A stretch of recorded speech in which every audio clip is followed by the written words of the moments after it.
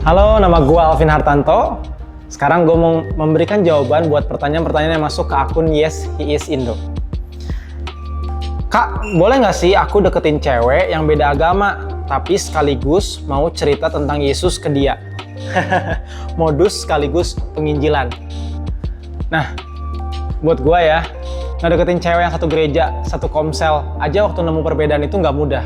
Apalagi kalau benar-benar kita berbeda secara agama. Kalau ada yang mudah, jangan pilih yang sulit. Nah, tapi pertanyaannya salah. Menurut gua, kita nggak bisa jadiin penginjilan itu sebuah modus untuk mendapatkan keinginan pribadi kita. Karena sesuatu yang harusnya tulus dari hati, arahnya penginjilan, itu justru yang bisa Tuhan pakai untuk akhirnya orang mengalami Kristus. Kalau tujuannya penginjilan, yaitu jelas tujuannya adalah bagaimana kita memperkenalkan Kristus. Itu nomor satu. Pertanyaan berikutnya adalah, pengen sih mulai bagiin Injil, tapi temanku Kristen semua. Gimana ya nyari teman baru? Wah, sekarang di dunia sosial media kita bisa banget cari teman-teman baru. Dan gue yakin lu juga pasti punya hobi kan? Kalau lu punya hobi, gue yakin hobi yang lu lakukan mungkin ada juga orang-orang lain yang hobinya mirip dengan lu. Nah, disitulah Tuhan pertemukan lu dengan orang-orang baru. Make sure lu di sana berdoa dengan orang-orang yang akhirnya lu temui. Belajar untuk connect, membangun hubungan di sana, dan akhirnya berespon dengan baik. Waktu mungkin lu diceritain mungkin sama cerita-cerita hidupnya dia, berespon, dan itulah kesempatan besar untuk lu nawarin sih, memperkenalkan Yesus ke teman lu tersebut. Oke, lanjut ke pertanyaan berikutnya. Gimana ya share tentang Yesus ke orang yang merasa semua agama sama saja? Share tentang Yesus tuh kita nggak harus pikirin agama dia apa sih. Menurut gua, Yesus tuh kan ada dalam kehidupan kita personal.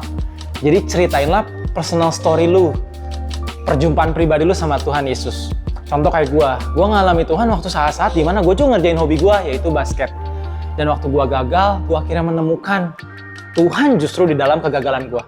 Nah, cerita itu kan sebetulnya otentik dari gua pribadi ya. Nah, that's why gue percaya waktu cerita itu tulus, perjumpaan pribadi dengan Tuhan, berharap itu bisa menginspirasi orang-orang, dan orang itu juga bisa mengalami Yesus dari cerita lu. Oke, pertanyaan selanjutnya adalah, aku pikir jadi orang Kristen yang baik aja udah cukup sih kak, emang itu kurang? Kayaknya tujuan dari kekristenan tuh bukan kebaikan deh, dan kayaknya pertanyaan ini seperti lagi transaksi. Aku punya segini emang kurang ya? Aku bayar segini kurang ya? Menurut saya Tuhan itu tidak bertransaksi dengan kita, tapi Tuhan ingin menjalin relasi dengan kita. Karena itu tujuan dari kekristenan sendiri itu bukan kita melakukan kebaikan, tapi keserupaan dengan Kristus yang justru lahir dari rasa syukur kita ketika kita udah mengalami Kristus secara luar biasa. Itu aja jawaban-jawaban gua dan pertanyaan yang masuk.